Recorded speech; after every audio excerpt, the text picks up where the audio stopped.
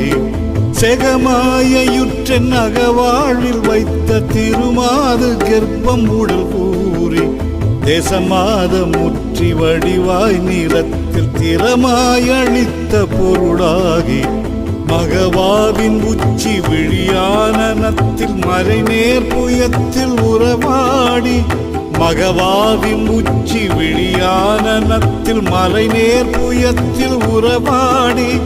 மடி மீதடுத்து விளையாடி நித்த மணிவாயின் முத்தி தர வேணும்